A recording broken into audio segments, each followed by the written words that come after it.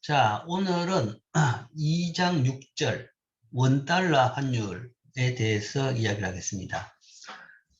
지난 시간에 이 원달러 환율 추이에 대해서는 대략적으로 설명을 했죠. 아, 이렇게 됐구나를 알 수 있죠. 그리고 현재도 지금 한 요 정도입니다. 지금 한 1120원, 30원 왔다 갔다 하고 있는 그 정도입니다. 그러니까 1000하고 1200 사이 정도, 요거보다는 조금 떨어졌지만 그 정도에서 왔다 갔다 하고 있습니다. 그리고 그 환율이라는 것은 원달러 환율이다. 그 이야기는 1달러 사는 우리나라 원화의 가격이다. 1달러짜리 하나 살 수 있는 원화의 가격으로 나타낸 환율이다. 그리고 이제 세계적으로 대부분 나라, 미국과 영국을 제외한 대부분 나라들은 다 미국 달러 하나 살 수 있는 자국 돈의 양으로 환율을 나타냅니다. 그런데 이제 미국은 정반대로 나타내는데, 뭐 그건 좀 전문적인 용어고, 어쨌든. 자, 이게 환율이다. 그러면 이제 환율 제도는 뭐 이렇게 돼요. 크게 나눠가 고정환율제도, 변동환율제도 이렇게 나눕니다. 그래서 현재 우리는 자유변동환율제도다. 뭐 사실은 여기서 보면 앞에서 이거 설명을 이야기했죠. 요때 고정환율제였다. 이 변화가 없으니까 라는 이야기를 했죠. 그래서 75년, 6년, 7년, 한 8년까지는 고정환율제였다가 그 다음에 다 변하죠. 변하기 때문에 이제 변동환율제 뭐 이렇게 이야기를 합니다. 이렇게 이야기하는데 전체적으로 본다 그러면 뭐 64년 이전에는 여기는 없었지만 그전에는 진짜 고정환율제였고 대부분 여기 쓰는 용어로는 우리가 변동환율제라고 이야기를 합니다. 이야기를 하는데 이 사이에는 이제 고정 변동이 섞여 있는 거죠. 그러니까 고정 변동 그러면 두 개로 딱 나눠지는 건 아닙니다. 나눠지는 건 아니고 이제 두 개가 섞여 있다라고 볼 수 있죠. 변동같이 보이는데도 그거는 거의 절반은 고정이라고도 볼 수가 있습니다. 관리 변동 환율제. 그러니까 변동이 양극단으로 따져본다 그러면 진짜 변동은 우리가 자유 변동, 프리 플로팅이라고 이야기하는데 그건 어떤 거냐 그러면 수수의 시장에서 환율이 결정되도록 놔두는 겁니다. 그런 걸 자유 변동이라고 하죠. 그런 것을 자유 변동이라고 하는데 여전히 뭔가 하면 뭐 고시를 하기도 하고 동아당국이 외환당국이 시장 개입을 하기도 합니다. 뭐 개입하는 거야 뭐 원래 다 그렇지만 어쨌든 시장이 놔두는 것을 자유변동환율제라고 이야기합니다. 우리는 그래서 진정 변동환율제가 된 것은 97년 12월로 되어 있죠. 이게 언제냐 그러면 이게 외환위기 됐을 때입니다. 그러니까 그전까지만 하더라도 사실은 말은 변동환율제, 그러니까 단일 변동환율제, 복수 바스켓 변동환율제, 시장 평균 환율제도 이런 식으로 변동환율제라고 하지만 실제적으로는 변동환율제가 아니었습니다. 아니었는데 더 이상 그것을 유지가 불가능하니까 이제는 유지가 불가능하니까 이제는 뭔가 하면 이제 이때부터 자유변동환율제로 가는 겁니다. 대부분의 이제 그게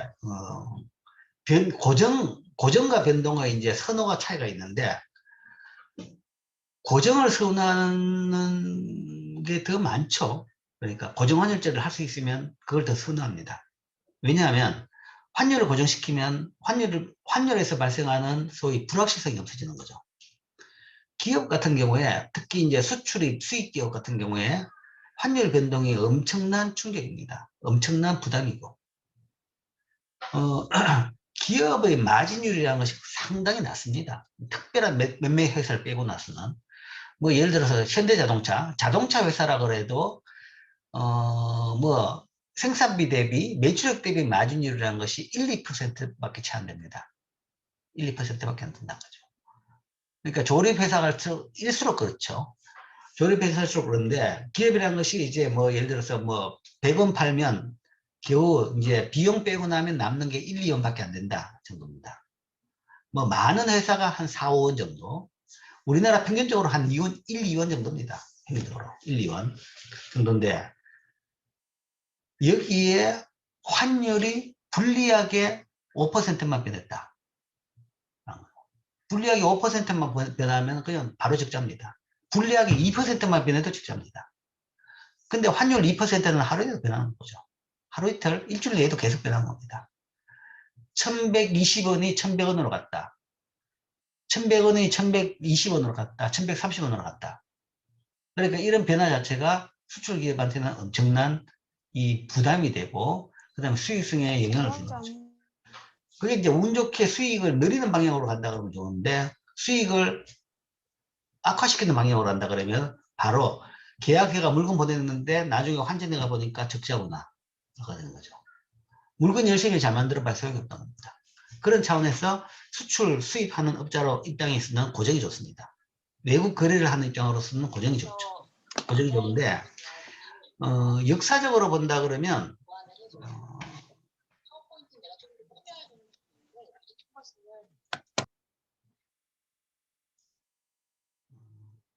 외부 소리가 들어오네요. 역사적으로 본다 그러면 환율 제도는 왔다 갔다 합니다. 고정 갔다가 변동 갔다 고정 갔다 변동 갔다 왔다 갔다 해요. 근데 이제 그게 대부분 이제 경제가 안정되어 있을 때는 고정을 했다가 그 다음에 변동으로 갈 때는 더 이상 고정을 유지 못할 때입니다. 못하게 되면 다시 변동으로 가는 거죠. 이것도 마찬가지죠. 우리나라가 이제 환율을 고정으로 유지하고 싶었는데 안 되더라는 이야기입니다. 수출을 위해서 하고 싶었는데 안 돼가지고 97년 12월에 더 이상 외환보고도 다 떨어지고 해서 이 두 손 들은 것이 완전 변동으로 갖는 겁니다.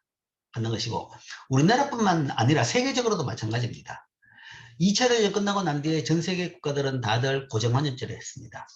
소위 브레튼 우드 시스템이라고 해가지고 세계 금융 질서가 고정환율제 시스템이었는데 그게 언제 깨지냐 그러면 1970년대 말에 깨졌습니다. 70년대. 소위 플라자 협정을 통해 가지고 고정이 깨졌는데 뭐 그걸 통해 가지고 일본 예나 가치를 굉장히 높이고 그것도 안 돼 가지고 다들 변동환율제로 갔습니다. 그러니까 고정환율제를 선진국들도 유지를 못하겠더라는 얘기죠. 이제 그게 왜 그러냐 그러면 기본적으로 뭔가 하면 경제에는 계속 변화가 생깁니다. 그럼 변화가 생긴다면 거기에 따라 환율이 조정돼야 되죠. 조정돼야 되는데 그걸 알 수가 없는 거죠. 알 수가 없고 그 다음에 그 조정할 수 있는 그게 어느 정도를 조정해야 되는지를 판단을 잘 못하게 됩니다. 그러니까 그 변화에 따라 가지고 가격 조정이 잘 안 된다. 아무리 전문가가 앉아 있어 가지고 그걸 판단한다고 하더라도 그 빠른 변화를 다 적응을 못 하겠더라라는 것이죠. 그래서 결국 다들 두 손 놀고 결국 현재 변동환율 제도가 현재 변동환율 제도가 세계적으로 대부분 나라들이 사용하는 환율 제도가 되어버렸습니다. 왔다 갔다 했지만 이제는 아마 다시 고정환율제로 갈 가능성은 없을 것 같아요. 그래서 이제 변동환율제가 대세다. 그죠? 그래서 이게 현재 환율제도고 세계적으로 물론 이제 일반적인 특성 자체가 개도국은 변동환율제를 안 합니다. 대부분 말은 변동이라 그러지만 고정환율제를 하고 왜냐하면 개도국은 그걸 변동환율제를 하려고 그러면 금융시장이 있어야 됩니다. 외환시장이 있어야 되는 거죠. 외환시장이 있고 그 시장에서 환율이 결정이 돼야 되는데 그 시장 자체가 제대로 존재하지 않기 때문에 소위 후진국, 개도국들은 뭐 그런 시장이 존재하지 않기 때문에 변동환율제를 못하는 거고 대부분 선진국들은 이제 변동환율제를 하고 있죠. 그래서 현재 우리나라는 자유변동환율제다. 97년 12월, 97년 말부터 외환위기가 나고 난 뒤부터 이렇게 돼 있다. 환율 변동 제한을 완전히 철폐했습니다. 자, 그럼 환율, 아까 뭐 잠시 이야기했는데 환율이란 무엇이냐? 환율은 양국 간 화폐의 상대 가격. 환율이란 것은 두 나라 간의 화폐 상대 가격입니다. 화폐 상대 가격인데 자국 화폐로 나타나는 외국 화폐 한 단위의 가격을 현재는 그렇게 나타내고 있습니다. 미국을 제외한 모든 나라들은 자국 화폐 한 단위와 자국 화폐로 나타낸 외국 화폐 대부분 나라들은 미국 달러입니다. 그 상대되는 나라를 미국으로 해가지고 미국 달러 한 단위당 가격으로 나타냅니다. 그래서 일반적으로 자국 화폐 한 단위로 나타낸 외국 화폐 한 단위의 가격. 즉 대미 달러 환율이 1,100원이라는 이야기는 1달러당 1,100원, 그러니까 미국 1달러고 바꾸는 가격이 우리나라 돈으로 1,100원이다. 1달러 한 장 가격이 1,100원이다. 라는 의미인데, 실제 이제 이건 미국 달러하고만 이야기고, 모든 나라에 대해 가지고 다 환율이 존재합니다. 존재하는데, 좀 데이터지만, 2020년 8월 30일 현재, 1183원. 지금 데이터를 볼까요? 자, 지금 데이터를 보면,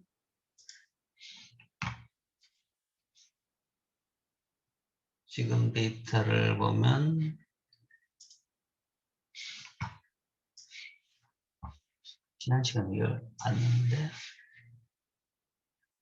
자, 환율 데이터. 네이버 금융 같은 데 보면, 금융 홈에 들어가 보면, 시장 지표, 여기에 환율. 시장 지표 들어가면 여기 나옵니다. 주요 환율은 이렇게, 주요 환율, 그러니까 주요 지표가 여기 있고, 그 다음에 이제 환율은 여기 있습니다. 여기 있는데, 미국 USD, US 달러. 왜냐하면 달러를 쓴 나라가 굉장히 많습니다. 그러니까 돈의 단위가 세계적으로 쓰는 단위가 몇 개 안 돼요. 달러. 그 다음에 우리나라 원을 쓰죠. 사실은 중국도 원입니다. 그걸 중국말로 발언하니까 위안이 되고, 그 다음에 일본말로 발언하니까 예인이 되는 겁니다. 한자는 같죠. 그 다음에 그러니까 달러, 아니면 파운드, 아니면 페소, 이런 것들이 세계적으로 많이 쓰는, 아니면 동양권에서 원, 이런 것들이 세계적으로 많이 쓰는 돈의 단위입니다. 그래서 보다 정확하게 하기 위해 가지고 앞에 달러 앞에다 USD, US 달러라고 이야기하죠. 그래서 나라 이니셜을 붙입니다. 유로, 그 현재 1118원, 1200원 안 됐네요. 1118원이 현재 매매 기준율, 환율인데, 이 환율도 실제 보면, 지난 시간에 이야기했는데, 현찰 살 때, 팔 때, 그 다음에 송금할 때, 받을 때, 보낼 때, 받을 때 다 다릅니다. 다 다른데, 이것은 사실은 이제 어떻게 결정되냐 그러면, 요게 결정되고 나면, 여기에서 마진으로 아래 위로, 아래 마진을 하는 거죠. 그러니까, 이걸 이제 환전을 해주는 사람들도 나름대로 수익이 필요하고, 그 다음에 거기에 따라 가지고 좀 리스크 비용이 생기기 때문에 이런 마진율을 해가지고 살 때 팔 때 이렇게 넣는 이 격차를 냅니다. 그런데 이제 현찰보다는 송금이 그 비용이 더 낮습니다. 왜냐하면 현금 같은 경우에는 그러려고 그러면 현금을 들고 와야 되는 거죠. 그래서 은행에서 뭔가 하면 필요하면 미국에서 비행기 실어가지고 돈을 들고 와가지고 가지고 있어야 되는 거죠. 이제 그 비용이 따르기 때문에 여기에서 현찰에서는 이 마진이 더 큽니다. 이 격차가 더 크고, 송금은 사실은 실물이 필요 없기 때문에 실물을 다뤄야 되는 비용이 따라지기 때문에 이 사이의 격차는 더 낮죠. 그래서 더 유리하게 환전하려고 그러면 송금환이 낫습니다. 송금이나 아니면 여행자 수표, 이게 낫고, 현찰을 하게 되면 살 때 팔 때 이 격차가 좀 더 크죠. 근데 이제 은행마다 이 격차, 이 환전 수수료라고 이야기하는데, 이 격차에 대해 가지고 이 격차를 다 받지는 않습니다.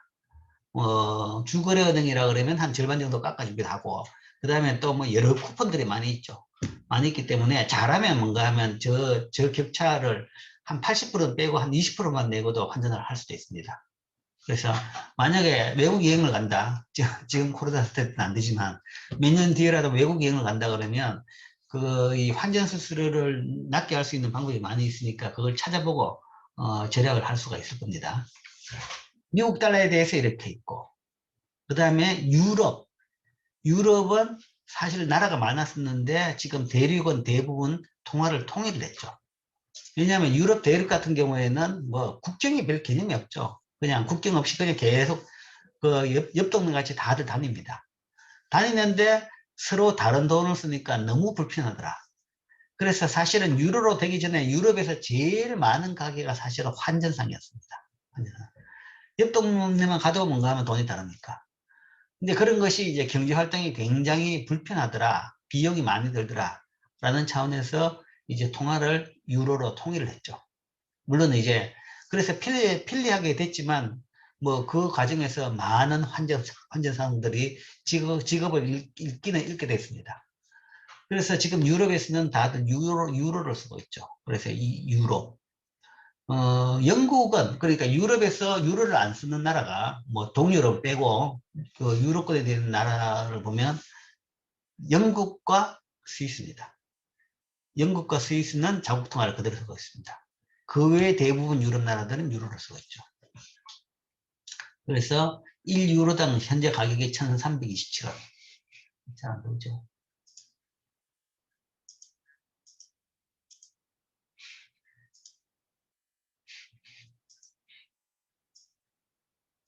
그래서 1327원이고, 그 다음에 일본 예는, 1019원인데, 이게 100엔당입니다. 딴 나라는 안 그런데, 일본은 이제 이 돈 액수가 낮기 때문에 화폐 개혁을 할 필요도 있는데, 뭐 사실 우리도 마찬가지인 개념인데, 100엔당으로 봅니다. 100엔당으로 1019원, 1019원 정도. 중국 위엔화는 1위엔이 우리나라 돈으로 170원, 홍콩은 143원, 대만 돈 39원. 영국은 유로를 안 쓴다 그랬죠. 영국 파운드는 1파운드당 우리 돈으로 1537원. 뭐, 이렇게 현재 되어 있습니다. 이렇게 있고. 유럽에서 내가 유럽에서 유로를 안 쓰는 나라가 스위스하고 영국이라고 했는데 또 여기 있네요. 스위스뿐만 아니라 스웨덴, 그 다음에, 노르웨이, 덴마크. 이 세 나라는 유로를 안 씁니다. 그러니까 독립 노선을 유지하는 거죠. 경제 정책의 독립성을 유지한 나라. 그 베네룩스, 북유럽 세 나라는 독립성을 유지합니다. 그래서 자기 돈을 씁니다. 동유럽은 여전히 아직도 유로에 못 들어간 나라들이 있죠. 체코 같은 경우 동유럽이라서 그렇고, 동유럽은 많은 나라들이 아직 유로권 안 들었습니다.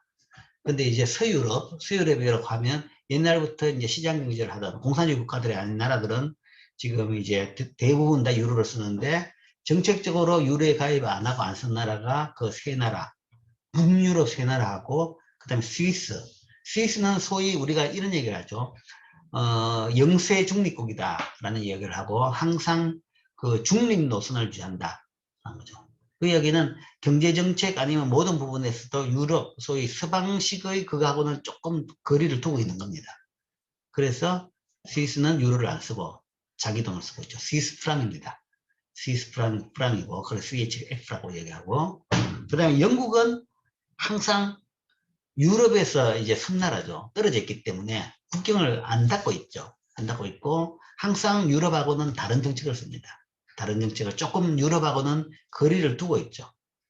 그래서 모든 시스템이 우리가 영미식과 유럽식이라고 이야기하는데, 금융 시스템도 틀리고, 법체도 다 틀립니다. 그래서 영국은 뭐, 유로를 안 쓰죠. 안 쓰고, 이제는 뭔가 하면 경제 이 통합체에서도 유로에서 떨어져 나왔죠. 브렉시스라고 이야기했죠. 그래가지고 유로에서 떨어져 나와가지고 지금은 이제 완전히 국경이 이제 다시 생긴 이제 그런 꼴이 됐습니다. 자, 그래서 환율은 현재 이렇고 이것은 나라마다 다 환율이 있다라고 볼 수 있겠죠. 뭐 우리나라하고 많이 거래한 나라 순서대로 이렇게 지금 되어 있는 것 같습니다. 그래서 여기 아까 본 뭐 스웨덴도 여기 있고 덴마크, 노르웨이 이 세 나라는 이제 유로를 안 쓴 나라입니다. 그러니까 유럽에서는 그 동구권을 제외하고는 5나라가 되겠죠. 영국하고 스위스, 그 다음에 북유럽 세 나라가 유로를 안 쓰죠. 자, 그래서 뭐 그 환율은 나라마다 지금 다 다를 겁니다. 자, 그 다음에 이제 환율 변화의 영향. 여러분들이 많이, 언론에서 많이 나옵니다. 환율이 떨어져가지고 뭔가 하면 기업들이 못 살겠다. 라는 이야기가 나옵니다. 환율이 떨어졌어. 또 환율이 떨어져가지고 나는 부자가 됐다. 라는 사람도 있습니다. 또 어떤 사람은 환율이 올라가지고 못 살겠다. 어떤 기업은 또 환율이 올라서 못 살겠다. 라는 기업도 있습니다. 자, 그 이야기는 환율 변화는 모든 사람을 다 행복하게 만들지 못합니다. 사람마다 다른 영향을 낸다는 거죠. 그 어떻게 다른 영향을 내는지를 봅시다. 즉, 먼저 수출입업자에 따라 가지고는 완전히 달라집니다.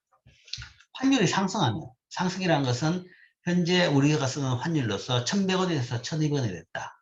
그 이야기는 달러를 사는 가격이 비싸진 겁니다. 달러를 사는 가격이 비싸졌다는 말은 우리나라 돈 가치가 떨어질 겁니다. 우리나라 돈 가치가 떨어지죠. 이렇게 되면 수출은 늘어납니다. 우리나라 물건이 싸집니다. 우리나라 물건을 우리나라 내에서 만든 가격은 변화가 없는 거죠. 변화가 없는데 그걸 뭔가 하면 달러로 나타낸다 그러면 달러로는 가격이 떨어진 거죠. 우리나라 내에서 뭔가 하면 한 개 1,100원에 만드는데 1,100원에 만든다 그러면 그게 이제 그 팔 때는 뭔가 하면 1달러로 파는 거죠. 1달러로 파는데 이게 뭔가 하면 환율이 1,200원 됐다. 그러면 1달러가 안 되는 겁니다. 90센트도 팔아도 됩니다. 90센트라 그러면 1달러에 1,200원이니까 90센트 그러면 이걸 곱하면 1,200원, 1,100원이 되는 거죠. 국내에 여전히 1,100원에 만들 수 있으니까. 그래서 그렇게 되면 달러로 나타내는 수출품 가격이 하락하니까 이렇게 되면 달러로 나타내는 수출품 가격이 하락하게 되니까 수출이 더 늘어납니다. 물론 그 환율만큼 그대로 가격을 낮추지 않을 수도 있어요. 그거는 이제 수출입업자끼리 뭐 내고를 해가지고 뭐 일부 반영, 뭐 전액 반영 그거는 뭐 차이가 나지만 그냥 그대로 반영한다 본다 그러면 이렇게 된다. 반면에 수입은 줍니다. 왜냐하면 원화로 나타내는 수입품 가격이 상승하니까요. 환율이 이렇게 되면 모든 수입품 가격은 10% 오르는 겁니다. 왜냐하면 그 물건 사오려고 그러면 그만큼 우리나라 돈이 더 많이 필요하니까. 옛날엔 1,100원에 1달러짜리 물건 사들고 왔었는데 이제는 그걸 수입하려고 그러면 1,200원이 되는 거니까요. 달러로는 여전히 1달러지만 우리나라 돈으로는 돈이 비싸진 거죠. 그러면 수입품 가격은 다 상승하죠. 그래서 환율이 상승하게 되면 수출업자는 좋아지고 수입업자는 나빠집니다. 그리고 수출하는 사람은 좋아지고 수입품 쓰는 사람은 물건 가격이 올라가지고 뭐 더 안 좋아지는 거죠. 그게 수입업자라는 것이 뭔가 하면 아주 뭐 특별한 수입품 사는 사람 몇 명의 이야기가 아니라 모든 경기에 다 영향을 미칩니다. 우리가 쓰는 물건들의 많은 부분이 수입품에서 들어오는 겁니다. 제일 쉽게 생각하면 제일 첫 번째 원유, 기름이죠. 기름 가격에도 뭔가 하면 그만큼 환율에 따라 가지고 기름 가격이 오르게 되는 거죠. 원유 가격이 오르니까 당연히 오르게 되는 거죠. 그 다음에 밀가루, 설탕 다 수입이죠. 국내 다 완전히 수입입니다. 거의. 그러면 그게 라면 가격 아니면 커피 믹스 가격 모든 데 다 영향을 미치는 겁니다. 물론 전부 다는 아니지만 상당한 원자재는 우리나라는 수입하기 때문에 그 환율 변화 자체가 이 가격에 이렇게 다 영향을 미치는 거죠. 그럼 그 기업이 이제 기업 입장에서도 그걸 어느 정도 그냥 매번 가격 조정 못하기 때문에 그 변화에 따라 가지고 흡수를 하다가 안 되면 이제 그 가격을 인상을 하게 되는 거죠. 근데 이제 이렇게 가격이 불리하게 변할 수도 있고 반대로 유리하게 변할 수도 있습니다. 어쨌든 수출 수입에 대한 영향을 알겠죠. 그 다음에 이제 또 큰 차이는 외화를 차입한 사람하고 외화를 빌려준 사람입니다. 기업 같은 경우에 우리나라 은행에 돈을 빌릴 수도 있고 아니면 외국 은행에서 외화로 돈을 빌릴 수도 있습니다. 그러니까 왜 외화를 빌리느냐? 외국에서 기계를 사들여 가지고 그 기계 가지고 뭐 공장을 돌리겠다. 그러면 그때는 외화로 빌릴 수도 있는 거죠. 물론 이제 그 결정에서 이제 외화의 리스크의 문제가 있긴 있지만 이 개인들도 외화 대출을 꽤 했습니다. 그런 것이 이제 어디냐 그러면 주 대상은 일본이었어요. 일본. 특히 개인 병원 의사들이 소위 예나 대출을 한때 많이 받았습니다. 왜냐하면 이자율이 굉장히 낮아요. 일본은 정책금리도 뭐 0이고 그 다음에 이자율이 일본 시중 이자율이 그 0.1%, 0.2%밖에 안 됩니다. 예금 이자율은 거의 0이고 대출 이자율도 뭐 0.23% 정도밖에 안 되죠. 그래서 일본은 굉장히 이자율이 낮습니다. 이자율이 낮으니까 아니 일본에 가서 돈 빌리자. 이제 그런 채널이 있죠. 일본 은행 국내 지점도 있고 하니까 그래서 일본 은행을 통해 가지고 예나 대출을 받는 경우가 생기죠. 그러면 이자 비용을 굉장히 낮게 가질 수 있습니다. 이제 세계화가 됐다는 거죠. 옛날에는 감히 생각을 못했는데 세계화가 됨으로써 사실은 뭐 개인들도 예나 대출을 받을 수 있고 달러 대출도 받을 수 있고 뭐 마음대로입니다. 아니면 유로 대출을 받을 수도 있습니다. 세계화됐고 그 다음에 전산화가 됐고 직접 갈 필요도 없고 그것도 다 가능한 거죠. 그래서 외화 차입. 일부 대기업이 아니라 개인마저도 가능한 겁니다. 외화로 차입한 사람들은 손해를 보게 됩니다. 왜냐? 차입을 해가지고 외화로 돈 빌려가지고 아까 그 얘기한 거죠. 뭐 예를 들어서 뭐 이 병원을 가지고 외화 차입을 했어. 예나가 아니라 달러로 차입을 해가지고 병원을 졌다. 병원을 지가지고 뭐 장비를 다 사들여가지고 병원을 운영했다. 그러다가 이제 빌린 돈을 갚아야 됐다. 빌릴 때는 뭔가 하면 1,100원에 빌리는데, 그러니까 빌릴 때는 빌려가지고 달러를 뭔가 하면 예를 들어서 뭐 10만 불을 빌렸다. 그러면 100만 불, 1000만 불, 1억. 10만 불이라 그러면 한 1억 1천만 원이죠. 그죠? 10만 불 빌려가지고 그걸 환전하면 1억 1천만 원입니다. 1억. 그까지 저건 못 짓죠. 100만 불 빌렸다. 100만 불을 빌려야 되겠죠. 그러면 11억입니다. 11억 가지고 병원을 뭐 잘 지어가지고 운영했다. 그런데 갚을 때는 돈이 얼마가 되느냐. 이게 환율이 이렇게 되면 처음에는 이걸 뭐 100만 불 빌려와가지고 우리나라 돈으로 환전해가지고 11억 만들어가지고 병원을 운영을 했는데 갚을 때는 100만 불을 갚아야 되죠. 이자하고 합쳐가 중간중간 이자하고 원금만 이야기하더라도 원금 나중에 갚을 때도 100만 불을 갚아야 되는 거죠. 그러면 그 100만 불을 갚으려고 그러면 갑자기 11억이 아니라 12억을 갚아야 되는 겁니다. 갚아야 되는 돈이 늘어난 겁니다. 늘어난 거죠. 그렇기 때문에 외화로 차입하는 사람은 손해를 보는 거죠. 물론 운 좋게 1,100원이 아니라 이게 1,000원으로 떨어진다 그러면 그때는 환차익으로 이익을 봅니다. 보지만 그건 뒤의 경우고 이 환율이 이렇게 되는 경우에는 외화 차입자는 손해를 보는 거죠. 반면에 외화를 빌려주는 사람은 이익을 보는 겁니다. 외화로 빌려주는 사람은 이익을 보게 되죠. 그렇기 때문에 이 환율 상승이라는 것은 손해본 사람, 이익 본 사람 다 나눠줍니다. 모든 사람이 다 거의 딱 절반씩이다라고 보면 됩니다. 수출은 이익을 보고 수입은 손해를 보고 외화 차입한 사람은 손해를 보고 외화로 빌려주는 사람은 이익을 봅니다. 반면에 외화가 하락한 것은 1,200원에서 1,000원으로 떨어졌다 그러면 딱 다 정반대가 되겠죠. 수출업자 입장으로서는 그 물건 가격이 오르니까 한 10% 오르니까 물건이 잘 안 팔리게 되겠죠. 그럼 수출이 안 됩니다. 저쪽에서 수입을 안 하겠다고 합니다. 그 비싸진 돈 비싸게 사와가지고 팔아봐야 안 팔리니까 수출이 안 되는 거죠. 반면에 수입품 가격은 떨어지니까 물건이 더 잘 팔리겠죠. 그러면 수입은 더 많이 되죠. 반면에 외화로 차입한 사람 같은 경우에는 돈 갚아야 될 돈이 우리나라 돈으로 10%만큼 줄게 되는 거죠. 그럼 이익을 보는 거죠. 반면에 외화로 돈 대출해 주는 사람은 손해를 보게 됩니다. 그래서 이거는 환율의 방향에 따라서 그 다음에 사람의 상황에 따라 가지고 다 손익이 갈라집니다. 다르다. 그래서 한쪽이 절대적으로 좋은 건 아니다. 근데 이제 뭐 전통적으로 볼 때 우리나라는 뭐 경제 발전 과정에 대해서도 잠시 이야기했지만 수출에 옛날에 목을 매달았죠. 수출에 목을 매달은 것이 처음에 이제 60년대 경제 발전을 시작하려고 그러니까 소위 산업화를 하려고 그러니까 뭐 산업화하려고 그러면 기계를 만들 능력이 없으니까 기계하고 원자재를 사들여 가지고 공장을 지어 가지고 물건을 만들어야 됩니다. 그런데 그걸 사들이려고 그러니까 살 돈이 없는 거죠. 살 돈. 우리는 못 만드니까 외국에서 수입해야 되는데 그걸 살려고 그러면 외환이 필요했던 거죠. 그래서 외환을 소위 취득하기 위해 가지고 그걸 외환을 벌어들이려고 그러면 결국은 수출을 하는 수밖에 없는 겁니다. 그래서 처음에 산업이 없을 때는 있는 원자재, 뭐, 그 광산에서 뭐 석탄도 팔았고, 텅스텐도 팔았고, 지금도 팔고 있지만, 아니면 뭐 물고기 잡아가지고 뭐 물고기도 수출했고, 농산품마저도 수출을 했습니다.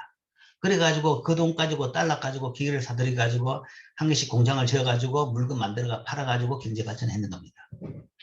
그래서 사실은 1980년대까지만 하더라도 수출에 목숨을 걸었죠. 수출만이 살 길이다. 수출을 해가지고 외화를 취득을 해야지 그거 가지고 다시 더 경제 발전시키고 공장을 지을 수 있는 기계를 살 수 있으니까. 그 다음에 돌릴 수 있는 기름하고 원자재를 살 수 있으니까. 그래서 그때까지 계속적으로 80년대까지만 하더라도 수출에 목숨을 걸다 보니까 계속적으로 환율이 이렇게 오르는 거를 선을 했죠. 그리고 수출 기업은 당연히 이렇게 되는 걸 선언하는 겁니다. 환율이 떨어지면 그때는 이제 수출 기업들이 못 살겠다 하고 이야기합니다. 더 이상 못 살겠다. 이러면 더 이상 우리나라 기업들의 경쟁력은 다 떨어진다, 없어진다 라는 이야기합니다. 그러나 여기서 이야기가 나왔지만 여행을 가는 사람 입장을 따져보라요. 여행 가는 사람. 여러분들이 해외여행을 간다. 지금은 아니지만 코로나 풀리고 나서 코로나가 아니었다 그러면 여러분 중에서도 해외여행 간 사람이 많이 있겠죠. 해외여행을 간다. 그런 사람 입장에서는 이게 좋냐 이게 좋냐는 얘기죠. 이게 좋다는 겁니다. 100달러를 환전해야 된다. 100달러 환전하는 1000달러를 환전한다. 그러면 이거라 그러면 120만 원 필요합니다. 1000, 만, 10만, 100만, 120만 원 필요하죠. 1000달러 환전하려고 그러면 120만 원 필요한데 요거라 그러면 110만 원만 있으면 되는 거죠. 10만 원이 적게 되는 겁니다. 외국 여행 가는 사람 입장으로서는 이것보다는 이게 낫습니다. 떨어질수록 좋은 겁니다. 떨어질수록 좋죠. 수출하는 입장에서는 정반대죠. 올라갈수록 좋습니다. 수출이 잘 되고 이익이 많이 남고. 그래서 사람마다 환율 변화에 따라 가지고 손익은 다르다. 즉 수출을 늘리고 경상수지 흑자를 확대시키려고 그러면 환율이 상승하는 것이다. 상승해야 된다. 원화 가치가 하락해야 되는 것이다. 그래야지 더 좋은 것이다 라는 거죠. 근데 이제는 우리나라가 이제 억지로 이럴 필요가 없습니다.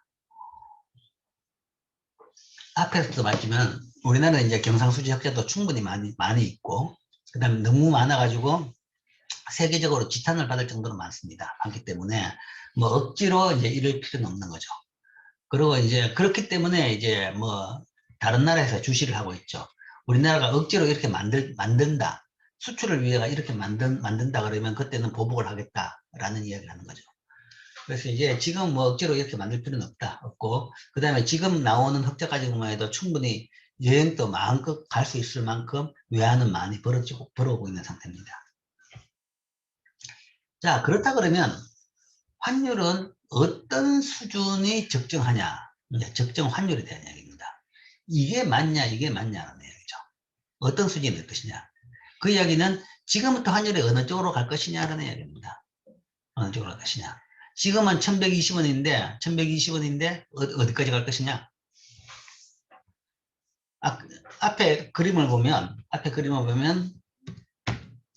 옛날에는 뭐 200원대였습니다. 뭐 이때는 사실은 이건 뭐 시장이 작동 안 했으니까 뭐 보기도 그렇고. 어쨌든 이때 800원에서 2000원까지 갔다가 뭐 여기 평균으로 난 1400원이지만 갔다가 다시 지금 이제 1120원 정도 내려왔습니다. 떨어졌죠. 어디까지 떨어질 것이냐? 다시 800원까지 갈 것이냐? 아니면 다시 1400원까지 갈 것이냐? 이 이야기입니다. 그걸 어떻게 판단하느냐? 물론 이제 뭐 이 경제 지표 가격을 예측하는 것은 굉장히 위험합니다. 뭐 예측이 잘 안 맞지만 이제 이론을 이야기하죠. 이론은 자유변동 환율제에서의 환율의 결정 원리는 환율은 장기적으로 양국의 물가가 같아지는 수준에서 결정됩니다. 자, 기본적으로 이제 가격 결정 원리를 이야기하면 가격은 장기적으로는 펀더멘탈에 따라 잡아듭니다. 펀더멘탈이라는 것은 이론 가격이라고 생각하면 됩니다. 펀더멘탈. 그래서 지금 이야기한 것이 그 펀더멘탈입니다. 그러나 단기적으로는 모든 가격은 수급입니다. 모든 가격은 수급이다. 수요 공급이다. 갑자기 수요가 늘면 가격은 오르고 갑자기 공급이 늘면 가격은 떨어집니다. 갑자기 공급이 줄어도 가격은 오르고 갑자기 수요가 줄어도 가격은 오르는 겁니다. 수요 공급인 거죠. 그렇기 때문에 농산물 가격의 변동이 심합니다. 농산물이라는 것은 소위 신선식품 같은 경우에는 기후에 따라 가지고 공급이 변동이 심하죠. 수요는 사실은 별 변동이 없어요. 주로 이제 공급 요인입니다. 최근 물가 가지고 항상 언론에서 쓸데없이 이야기하는 것이 대파 가격이죠. 대파 계란 가격입니다. 대파 가격이 이렇게 올랐는데 당국은 뭘 하냐? 계란 가격이 지금 더블로 올랐는데 당국이 뭐하냐? 라는 건데 왜 올랐냐? 당국이 할 게 별로 없어요. 계란 가격은 왜 올랐냐 그러면 계란은 뭐 저기 뭡니까 조류독감 때문에 많은 조류독감인가 어쨌든 닭에 대한 그 문제 때문에 많은 닭을 계란 낳는 닭을 죽여버렸죠. 그렇기 때문에 지금 계란 공급이 줄어가지고 계란 가격이 오른 겁니다. 그리고 이제 그걸 지금 다시 이제 뺑아리 가지고 뭔가 하면 닭을 알을 놓는까지 기다리려고 그러면 한 3달 정도 걸립니다. 그래서 이제 뭐 이 계란 가격이 올랐다 한 거죠. 그래서 이제 당국에서는 그 때문에 뭔가 하면 일부는 이제 외국에서 계란을 수입을 하긴 했죠. 근데 이제 수입하게 되면 흰 계란이라서 소비자들이 싫어하니까 또 그걸 이제 이 업소에만 팔리고 어쨌든 그 소비자들한테는 잘 안 돌면서 그러니까 뭐 소비자들한테는 비싼 가격으로 계속 팔리고 있는 겁니다. 그걸 사실은 마트에서 팔면 되는데 어쨌든 그런 요인이죠. 그래서 어쨌든 잠시는 비싸지만 몇 달만 지나면 다 되돌아갑니다. 일시적인 공급 감소. 보통 뭔가 하면 일시적인 공급 감소 때문에 보통 높은 가격 상승이 발생합니다. 대파도 마찬가지죠. 대파도 뭔가 하면 지난 겨울에 이 날씨가 안 좋아가지고 그냥 대파 흉작이 돼가지고 다는 거죠. 매년 그런 게 나옵니다. 가을철 되면 배추가 뭔가 하면 흉작이라서 뭐 배추, 마늘, 고추 가격이 폭등했다. 그 다음에는 보면 또 풍년이라서 작황이 너무 좋아가지고 배추 가격이 완전히 뭐 폭락을 했다.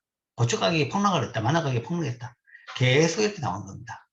그래서 이거는 뭔가 하면 수급 때문에 그런 것이고 수급 요인에 큰 변동이 없다 그러면 어차피 가격은 딱 플랫입니다. 플랫이라는 것이 생산 비용에 따라 나온 거죠. 계란 가격이 얼마가 맞느냐 보면 장기적으로 생산 비용을 본다 그러면 계란 가격은 뭐 30개 한 판에 뭔가 한 4,000원, 5,000원 정도 하는 거죠. 그게 이제 닭 키우는데 들어가는 그 모의 가격 뭐 아니면 그 케이지 운영 비용 이런 거 다 따져보면 이렇게 나오는 겁니다. 농산물 가격도 이 공장에서 생산 비용 따지는 거하고 비슷합니다. 그렇게 알 수 있는 거죠. 그런 것들이 이제 장기적인 가격 결정 원인입니다. 장기적으로는 펀더멘탈에 따라 가지고 가격 결정된다. 결국 생산 비용에 따라 결정되는 것이고, 그러나 단기적으로는 수급에 따라 가지고 가격이 뭐 급등, 급락을 할 수는 있습니다. 환율도 마찬가지입니다. 장기적으로는, 그러니까 장기적으로 환율 가격은 결정 원리는 뭐냐? 물가입니다. 양국 물가. 그리고 양국 물가가 같아지는 수준에서 환율이 결정됩니다. 그 이야기는 우리 빅맥 지수를 이야기를 많이 하는데 뭐 빅맥보다는 조금 현실적으로 뭐 우리가 예를 들어 가지고 우리나라는 현실적으로는 거의 섬나라지만 어떤 나라하고 국경을 맞닿고 있다. 그리고 쉽게 마음대로 왔다 갔다 하는데 비용이 없이 얼마든지 갔다 갈 수 있다. 국경도시가 있다. 그렇다 그러면 그 두 나라 간의 물건 가격은 어떻게 될 것이냐? 다른 통화를 쓰고 있더라도 결국은 물건 가격, 환율은 그 두 물건 가격이 같아지는 수준으로 결정된다는 거죠. 같아지는 수준. 뭐 달러를 쓰고 있었다. 예를 들어 가지고 빅맥이 우리나라에 뭔가 하면 2,000원이었다. 2,000원이었다. 그리고 저 나라에서는 빅맥이 한 개 2달러였다. 그렇다 그러면 그 가격이 고정되어 있다. 우리나라는 2,000원이고 미국에서는 2달러였다. 국경을 맞이하고 있고 얼마든지 사람들이 왔다 갔다 할 수 있다. 그렇다 그러면 환율은 어떻게 되냐 그러면 1달러에 1,000원이 된다는 거죠. 두 물건 가격이 같도록. 아니면 거기서 벗어난다 그러면 환율은 그 반대 거래에 따라 가지고 차익이 발생합니다. 결국은 두 나라의 물건 가격이 같아지는 수준으로 환율이 결정된다. 그게 이제 환율 수준의 결정 이론이고, 그 다음에 그걸 이제 더 확대한다 그러면 거기서 이제 환율은 어떻게 변할 것이냐? 결국은 변하는 것은 그때부터 시작해가지고 양국의 인플레이션입니다. 물가 수준이, 인플레이션이 더 많이 발생한 나라 통화 가치가 하나는 겁니다. 그게 이제 환율의 추세적인 변화를 좌우하는 거죠. 자, 우리나라의 환율이 뭐 옛날에 못 믿겠더라도 어쨌든 옛날에 비해 가지고 올랐죠. 올랐다. 뭐 200원, 300원, 400원, 500원, 600원 하다가 뭐 어쨌든 지금 거의 1200원, 1100원대 갔다. 일시적으로 이렇게 올라갔더라도 올랐죠. 이렇게 올랐다는 이야기는 그러면 왜 올랐냐? 환율이 올랐냐? 이 이야기는 한국하고 미국하고 두 나라 인플레이션의 차이다. 그런 이야기죠. 우리나라의 물가가 미국보다 더 많이 올랐다는 거예요. 이 긴 기간 동안에, 긴 기간에 한 50년 동안에 더 많이 올랐기 때문에 환율이 오른 겁니다. 일시적으로 변동은 있죠. 수급에 따라 변동은 있지만 장기적인 추세는 결국은 양국의 물가에 따라 결정됩니다. 양국 물가 수준에 따라서. 물론 이제 물가를 결정하느냐? 그럼 경제학을 배우면 알겠지만 통화량이 물가를 결정한다라고 이야기합니다. 양국의 장기적인 정책에 따라 가지고 물가 변화에 따라서 우리나라의 물가가 미국보다는 더 올랐기 때문에 50년 동안에 이렇게 우리나라 통화 가치가 더 떨어진 겁니다. 환율이 오른 거죠. 딱 정확하게 비례합니다. 비례해가지고 예를 들어 가지고 환율이 뭔가 하면 결국 장기적으로 봐가지고 뭐 우리나라 돈이 뭐 600원에서 1200원 됐다. 환율이 600원에서 1200원 됐다 그러면 굉장히 긴 기간의 장기 데이터라 그러면 분명히 양국 간의 물가가 우리나라가 미국보다 정확하게 물가가 배로 올랐다는 거예요. 그 기간 동안에. 그게 이제 환율의 결정이 됩니다. 물가, 인플레이션. 이게 환율의 추세적 변화입니다. 그래서 이게 장기 이론, 환율. 그리고 이제 이걸 가지고 우리가, 앞에 이 GDP 이야기할 때 PPP 이야기했죠. 구매력 평가설이라는 이야기였습니다. 이 구매력 평가설이라는 것이, PPP라는 것이 Purchasing Parity, Purchasing Power Parity라는 건데, 그게 바로 요 이야기입니다. 환율은 장기적으로 양국 물가가 같아지는 수준에서 결정된다. 라는 것을 의미하는 이론입니다. 그러나, 단기적으로는 수급이라고 했죠. 단기적으로는. 매일매일 시장에서는 그날 시장에서 환율이 외환이 얼마나 공급되느냐, 넘치냐 부족하냐에 따라서 환율이 변동합니다. 환율의 수요와 공급에 따라 결정됩니다. 경상수지 흑자가 많이 발생하면 외환 공급이 늘어나서 자국 통화 가치는 상승합니다. 그래서 그날 돈이 많다 그러면 외환이 많이 공급됐다. 그렇다 그러면 많은 것의 가격은 떨어지겠죠. 그 이야기는 상대적으로 우리 돈 가격은 오르는 겁니다. 달러 가치는 떨어지고 우리 돈 가격이 오른다. 그 이야기는 1200원에서 1100원으로 하는 겁니다. 그게 이제 우리 돈 가치가 오르고 달러 가치가 떨어지는 거죠. 달러 가격이 1200원에서 1100원으로 떨어지는 겁니다. 외환 공급이 늘어나면 자국 통화 가치는 오른다. 그런 추세를 봐가지고 현재 우리나라는 대부분 뭔가 경상수지 흑자를 계속 유지하고 있다. 라는 이야기는 이 상태인 거죠. 현재 우리나라 환율은 2009년 1200달러, 1200원에서 1070원으로 하락하는 추세를 보이고 있죠. 왜 이래 하락하냐? 금융위기 이후에 계속적인 하락세를 보이고 있습니다. 보이고 있는데 그 제일 큰 원인은 대규모 경상수지 흑자에 따른 현상입니다.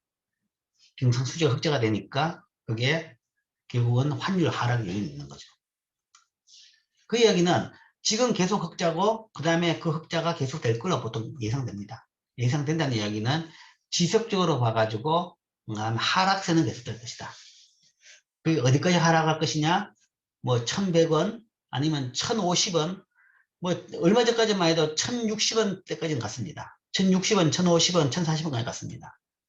그래서 이제 1000원이 깨지지 않을 것인가라는 이야기까지 나옵니다. 나오는데 뭐 1000원 깨질 수 있어요. 1000원, 900원, 800원까지도 갈 수가 있습니다. 현재 추세로 봐가면 그렇다라는 거죠. 그게 이제 언제 그렇게까지 갈 것이냐는 잘 모르겠지만 흑자가 계속 나온 한해는 계속 그런 식으로 가게 됩니다. 그래서 이것 때문에 현재 환율을 경상수지 흑자가 나기 때문에 계속적으로 떨어진다는 거죠. 그래서 그게 어디까지 떨어지냐 그러면 수준은 몰라요. 수준은 모르는데 언제까지 떨어지냐고 이야기하는 것은 경상수지가 더 이상 흑자가 안 날 때까지 떨어집니다. 0이 된다 그러면 더 이상 안 떨어지죠. 경상수지가 0이 된다 그러면 더 이상 외화가 초과로 더 안 들어옵니다. 수급이 균형이 되는 거죠. 그렇게 하면 더 이상 떨어지는 압력은 없어지는 겁니다. 적자가 된다, 경상수지가 적자가 된다 그러면 환율은 오르게 되는 거죠. 외환에 대한 수요가 늘어나니까. 그게 이제 방향을 볼 수가 있는 겁니다. 그래서 현재로서는 우리가 계속적인 흑자를 보이겠다는 것은 결국은 우리나라 원화 가치가 오르는 또는 환율이 떨어지는 압력이 존재하고 있다. 그 이야기는 수출 기업한테는 굉장히 뭔가 하면 뭐 준비를 많이 하라라는 이야기를 해야 되는 겁니다. 수출 기업한테는 환율은 불리한 방향으로 계속 변할 것이다. 계속적으로 불리한 방향으로 변할 것이다. 거기에 대해 가지고 나름대로 대비를 하라. 더 원가 절감을 한다든지 뭔가 다른 이제 대책을 마련해야 되는 거죠. 그거는 이제 정책으로 어떻게 할 수 있는 부분은 아닙니다. 외환시장 개입을 못하게 되는 거죠. 자, 그 환율 하락세가 이제 누구한테 어떻게 되느냐? 아까 이야기했죠. 환율 변동에 각 사람마다 그 영향이 다르다. 그런데 이게 이렇게 되면 수출이 줄죠. 그죠? 그러니까 수출 기업은 더 나빠집니다. 환경은 지금부터 계속 더 나빠집니다. 나빠지고, 그 다음에 또한 우리나라 돈이 비싸지기 때문에 외국인 관광객은 점점점 줄 겁니다. 안 그래도 지금 우리나라가 외국인이 많은데, 외국인이 많이 가는 데 비해 가지고 외국인들이 우리나라 관광은 적다라는 이야기를 하는데 그 추세는 더 심해진다는 거죠. 왜냐하면 우리나라 원화 가치가 높아지면 우리나라에 와서 외국 여행하는데 우리나라 와서 여행하는 비용이 더 높아지니까요. 숙박료도 비싸지고 밥값도 비싸지고 점점 비싸지니까. 그러니까 수출도 줄고 외국 관광 수입도 줄게 된다. 반면에 수입품은 더 싸집니다. 수입품은 더 싸지고 우리나라 사람들의 외국 여행은 더 싼 가격에 할 수 있는 거죠. 그게 이제 환율 하락에 따른 영향입니다. 그리고 이제 어디까지 하락하느냐? 환율 하락세가 계속되면 더 하락한다 그러면 거기에 따라서 경상수지 흑자는 줄어듭니다. 그러니까 수출이 준다 그러면 수출이 줄고 수입이 더 는다 그러면 경상수지는 줄게 되죠. 줄게 되고. 그러니까 이 하락세는 이런 영향을 미쳐가지고 경상수지 흑자를 줄이고 그 다음에 언제까지 하락하냐 그러면 이게 계속 줄어가지고 0이 되면 더 이상 하락세는 멈추게 되겠죠. 그게 이제 시장에서 가격이 작동하는, 기능을 하는 이 방향입니다. 기능을 하는 방향이고, 기능을 하는 원리입니다. 그래서 현재는 뭐 이게 지금 계속되는 이 추세죠.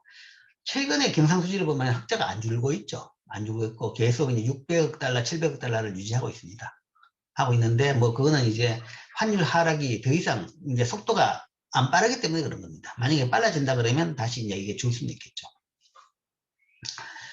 자, 그게 이제 환율의 결정 원리, 그 다음에 현재에서 우리가 예측되는 방향, 뭐 그런 등등입니다. 이게 이제 지금 현재 이제 흑자가 있는데도 환율이 계속적으로 하락이 안 되는 이유는 흑자 되는 만큼 지금 적자로 외국으로 많이 빠져나가기 때문에 그렇습니다. 그리고 이제 의도적으로 많이 그런 식으로 빠져나가도록 하고 있죠. 그걸 이제 흑자되는 만큼을 그 당국이 그걸 외환보유로 쌓는다 그러면 그것은 소위 불공정 개입으로 문제가 되죠. 문제가 돼가 그건 안 합니다. 그건 안 하는데 대신에 민간이 그걸 뭔가 하면 쓰도록 만든 거죠. 쓰는 것이 이제 요즘 제일 많은 것이 외국 주식을 산다, 외국 채권을 산다라는 거죠. 들은 만큼 외국으로 외환이 빠져나간다 그러면 외환 시장에 영향이 없는 겁니다. 그게 이제 지금 하나의 정책이죠. 옛날에는 외환이 부족할 때는 외환을 절대로 못 쓰고 했는데 지금은 외환이 넘치니까 이게 이제 우리나라 그 환율을 하락시켜 가지고 수출에 영향을 줄 것 같으니까 이게 이제 외국으로 투자를 많이 하도록 만드는 거죠. 뭐 기업들도 자유롭게 투자를 하고 지금은 그런 차원에서 개인들도 자유롭게 외국 주식이나 그걸 사는 것도 이제 아무 문제가 없죠.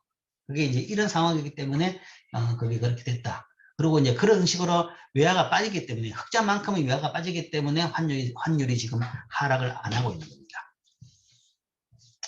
근데 이제 빠져나가는 것도 이제 한계가 있기 때문에 어느 정도 지나고 난다 그러면 결국은 하락은 하게 될 겁니다. 자, 그게 이제 그까지가 환율입니다. 질문.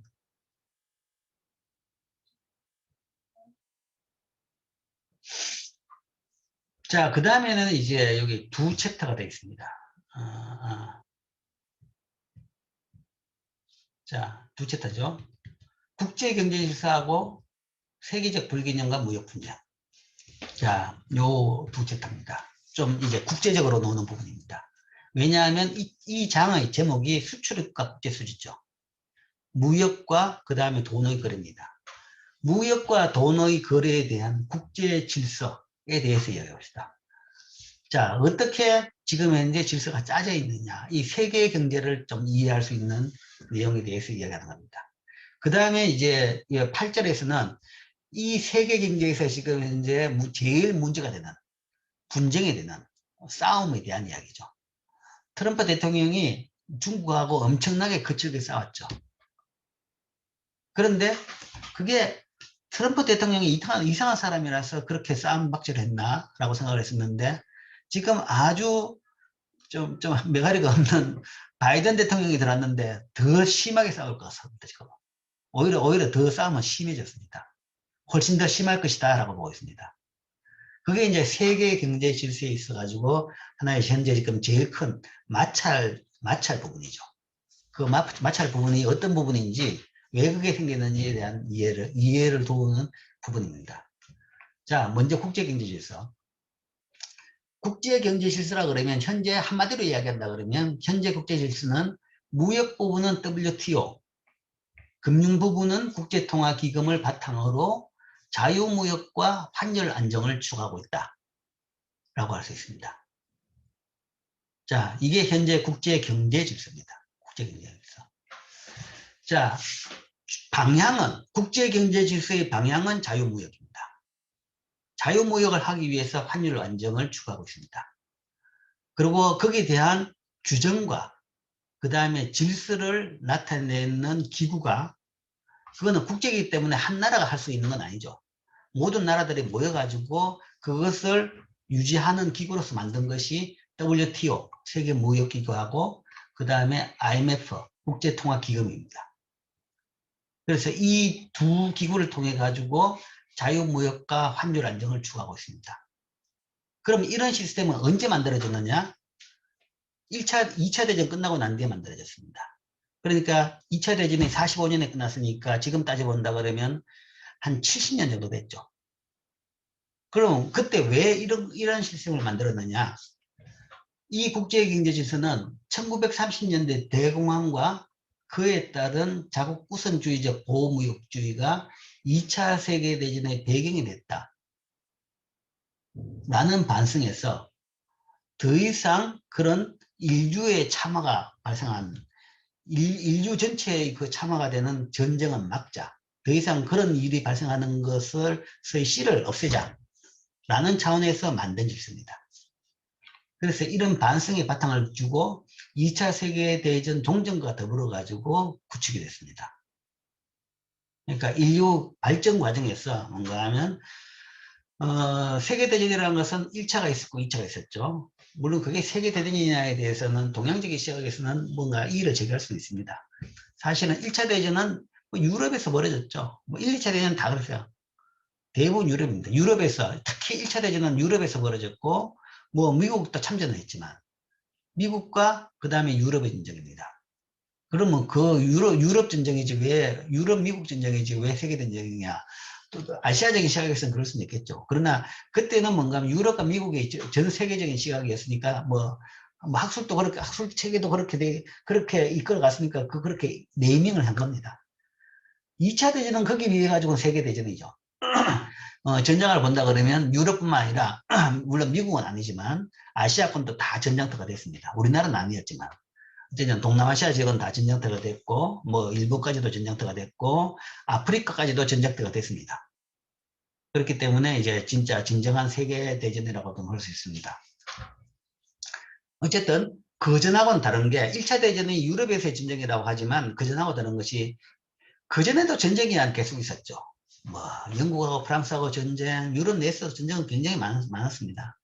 많았는데, 그게 이제 1차 대전이라고 칭한 이유는 유럽 전체가 달라붙은 겁니다. 모든 나라가 다 거의 다 끼어들어가 전쟁을 했는 겁니다. 단 100% 다는 아니지만 많은 나라들. 그래서 양국 간 전쟁이 아니라 세계대전이 된 건데, 1차 대전만 해도 엄청나게 많은 사람이 죽었는데 2차 대전에는 스케일이 달랐고 엄청나게 더 많은 사람이 죽었습니다. 왜 이런 일이 생기냐 하는 거죠. 그래서 2차 대전이 끝날 때쯤 되니까 이제 세계 지도자들이 모여가지고, 왜 우리 지금 현재 이런 이 참화가 발생했느냐, 다시는 이런 일이 안 발생하도록 하자라는 반성 차원에서 그 배경을 한번 본 거죠. 그 배경을 보니까 결국은 경제적인 문제입니다. 배경은 물론 이제 배경이 됐다 그러더라도 전쟁을 일으킨 놈들은 나쁘죠. 그래서 전범들은 처단을 했지만 어쨌든 그렇게 그런 전범이 생기도록 만든 환경 자체가 경제적인 환경이었다. 그래서 다시 그런 경제적인 환경을 만들지 말자라는 차원에서 만든 것이 현재 국제경제질서입니다. 자, 그러면 그 환경이 뭐냐? 30년 대공황을 듭니다. 1930년 대공황. 1차 대전이 끝나고 난 뒤에, 1차 대전의 전쟁이 끝났죠. 끝나고 난 뒤에, 뭐, 경제가 좋다가 1929년에 시작되는 대공황이 발생했습니다. 시작은 미국이었습니다. 시작은 미국이었는데, 시작은 미국에서 주가가 폭락하면서 그게 시작됐다라는 식으로 보통 역사적으로는 이야기를 하죠. 그런데 이제 그 배경은 뭐 주가 하락 정도가 아니죠. 주가가 폭락했다는 것은 주가에 거품이 생겼던 겁니다. 지나친 거품이 생겼다가 그게 폭락을 했는 거죠. 그럼 거품이 왜 생겼냐? 뭐 그 전에 이제 건설부터 시작해가지고 이민 여러 가지 이유가 있습니다. 어쨌든 대공황이 발생했는데 일반적인 경제에서 공황은 항상 발생합니다. 그러니까 불황, 호황, 불황, 호황 왔다 갔다 하죠. 근데 일반적인 불황 같은 경우는 가만히 있으면 그게 다시 원상복귀 됩니다. 회복됩니다. 회복되고 다시 호황이 됐다가 그 다음에 그것도 어느 정도 했다가 다시 꺾이면서 불황이 빠지고 이게 이제 일반적인 패턴입니다. 그런데 이때는 이게 대자가 붙은 것이 대공황, 그레이트 디프레션 회복이 안 돼요. 결국은 이게 언제 회복됐냐? 물론 여러분들이 뭐 뉴딜 정책 뭐 그런 걸 들어봤을 겁니다. 근데 그건 다 엉터리입니다. 엉터리고 뉴딜 정책으로 이 대공황이 전혀 회복이 안 됐고 거의 영향이 없었어요. 언제 회복됐냐 그러면 2차 대전으로 회복됐습니다. 그 전까지는 거의 회복 안 됐다는 거죠. 그 정도로 오랫동안 건 10년 이상 건 15년 정도 이상 건 대공황이었습니다. 10년 이상을 건 대공황이었던 거죠. 또 이제 그렇게 왜 공황이 됐느냐? 이 과정에서 이제 문제가 됐던 것이 뭔가 하면 이렇게 사정이 나쁘고 나니까 자국 우선주의가 팽배하게 된 겁니다. 자국 우선주의로 보호무역주의가 팽배하게 된 거죠. 자, 미국이 경제가 나빠지니까 당장 경제를 살리기 위해서는 야, 우리도 먹고 살기 힘든데 수입품을 왜 막아? 왜 받아? 우리 공장에서 만들어야지. 그래서 수입을 다 끊습니다. 미국에서는. 당장 그래야 되니까 뭔가 하면 수입을 끊는 거죠. 수출이야 하겠다 그러면 하는 거지만 수입은 끊고 자국에서 만든다. 그게 이제 자국 우선주의입니다. 우리가 공장이 문 닫고 일자리가 없어지는데 왜 수입을 쓰느냐? 수입을 막는 거죠. 뭐 우리나라 같은 경우는 수입을 막으려고 그러면 문제는 안 되죠. 그러니까 원자재는 없으면 먹고 살 수가 없으니까 할 수 없지. 근데 어쨌든 수입을 막지는 못하지만 미국은 이놈은 땅이 넓어가지고 다 했어요. 석유부터 시작해서 모든 원자재가 다 했습니다. 농산물 세계 최고 강국이고 농산물 뭐 광산물 뭐 석유 다 했습니다. 그러니까 쉽게 작업 폐쇄경제 할 수 있는 나라입니다. 작업자족 할 수 있는 나라죠. 그러니까 경제가 나쁘니까 당장 외국 수입부터 막죠. 그러고 나니까 이제 이게 뭔가 하면 미국에 그친 게 아니라 유럽에도 다 그칩니다. 영국, 프랑스 다 마찬가지죠. 다들 이제 물건 잘 안 팔리고 힘드니까 자 그러면 우리라도 살자. 우리라도 먹고 살자. 그러니까 다들 뭔가 하면 외국하고 거리를 끊어버립니다. 끊어버리고 우리끼리 살자. 물론 그렇다고 해가 조그만 영국이 자기만 사는 게 아니라 영국은 많은 식민지를 가지고 있죠. 영국과 영연방, 영국 식민지끼리만 사는 겁니다. 그리고 다른 나라하고는 수입을 막죠. 수입을 안 하고 관세를 대폭 올려버리는 겁니다. 프랑스는 또 프랑스 중심으로 해가 아프리카 식민지 많이 있죠. 걔들 중심으로 뭔가 하면 자기끼리 먹고 살겠다 하는 거죠. 그렇게 되면 이제 어떻게 되냐 그러면 많은 식민지를 안 가지고 있는 나머지 나라들, 특히 이제 후발 산업 국가들이 원료 사올 때도 없어지는 것이고 물건 만들어 가지고 팔 때도 없어지는 거죠. 그 대표적인 후발 산업 국가들이 독일, 이탈리아, 일본 뭐 이런 나라들이 되겠죠. 살기가 힘들어지는 거죠. 살기가 힘들어지니까 그때는 자 살기가 힘들어지니까 저 자기들끼리만 잘 사는 저 부자들 나라, 부자들 그룹에 대한 적개심이 생기는 겁니다. 적개심이 생기는 거죠. 그러니까 이제 그런 적개심이 조금 생기는데 적개심을 생길 수 있는 환경인데 거기다가 이제 적개심을 부풀어주는 이제 정치가 그때 작동하는 거죠. 히틀러 같은 독재자가 나타나가지고 자 그래서 뭔가 하면 우리가 지금 이제 힘들다. 그렇기 때문에 우리 힘을 키워가지고 쟤들하고 싸워가 이기자라는 거죠. 이기면 쟤들 거 다 먹을 수 있다. 라는 겁니다. 물론 거기다가 이제 독일은 더한 것이 1차 대전이 끝나고 나가지고 막대한 전후 배상금을 매겼습니다. 1차 대전이 끝나고 나니까 야, 독일하고 오스트리아 너희들이 1차 대전이 이렇게 해가지고 유럽에 엄청난 많은 사람들이 죽었고 유럽의 많은 지역들이 부서졌다. 보상하라. 전쟁에가 졌으니까 뭔가, 야, 보상금 내. 그러면 달라는 대로 줄 수밖에 없는 거죠. 사인하는 거죠. 근데 독일도 전쟁에가 졌기 때문에 독일에 남은 게 없어요. 완전히 전쟁터로 그냥 깡그리 국토가 다 부서져 있고, 뭐, 공장들도 다 문 닫은 판인데, 돈을 줄라 그러면 줄 게 없는 거죠. 그러면 어떻게 주느냐? 돈을 찍어가지고 주면서 엄청난 하이퍼 인플레이션이 발생하고, 뭐, 1년에 뭔가 물가가 뭔가만 10,000배가 오릅니다. 10,000배, 100,000배, 1,000,000배씩 오릅니다. 독일 사람들이 이제 죽을 똥 말똥 고생을 한 거죠. 뭐, 이 윗대가리들이 전쟁을 일으켜가지고 져놓고는 그 고생은 다 국민들이 하는 겁니다. 어쨌든 그렇게 되는데 그 환경에서 뭔가 외국 때문에 우리가 고생하고 있다. 전쟁을 졌지만, 그 다음에 또 이 대공황 때문에 더 고생하고 있다. 그러니까 이제 여기다가 이제 기름만 부으면 불이 확 오를 수 있는 환경이 된 거죠.